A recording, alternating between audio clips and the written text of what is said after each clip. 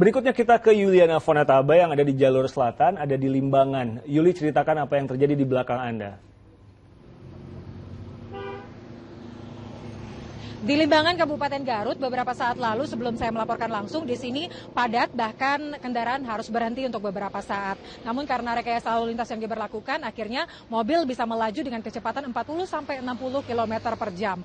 Nah, kenapa sampai Limbangan ini sering menjadi titik kepadatan? Karena selain karena jumlah kendaraan yang meningkat, namun juga karena pasar Limbangan masih beroperasi hingga saat ini, sehingga aktivitas pasar membuat kendaraan yang melintas harus melaju dengan kecepatan yang rendah. Nah, selain hal itu juga motor-motor yang melaju ini juga menyalip kendaraan yang melintas sehingga kendaraan di sebelahnya harus lebih perlahan karena takut terjadi kecelakaan.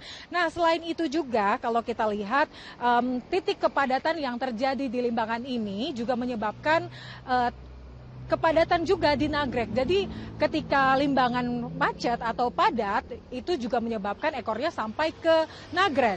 Nah, selain Nagrek dan juga Limbangan yang sering terjadi kepadatan, ada juga Lewo dan Malanggong. Jadi sepanjang jalur non-tol selatan ini, beberapa titik tersebut menjadi titik-titik kepadatan. Ini juga harus diwaspadai para pemudik.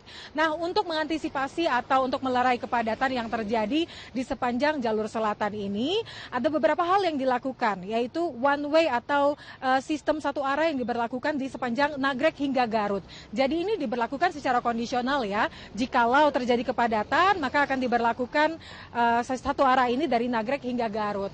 Nah, kalau kita lihat juga ya, selain di jalur non-tol, kalau kita lihat juga sempat tadi pagi sampai siang hari, itu di tol sempat terjadi kepadatan, tepatnya di gerbang tol Cilenyi. Ini bahkan antriannya sampai 1 hingga 2 kilometer dari depan gerbang tol Cilenyi. Nah, ini juga menjadi perhatian.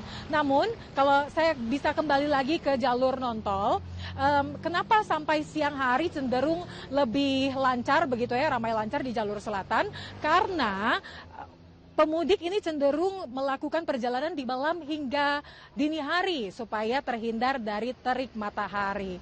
Nah, kalau misalnya kita lihat ini adalah waktu-waktu yang tepat bagi para pemudik untuk melakukan perjalanan di pagi hingga siang hari. Karena malam cenderung terjadi kepadatan, bahkan sampai macet dari Cilenyi hingga Garut dan Tasikmalaya. Riko.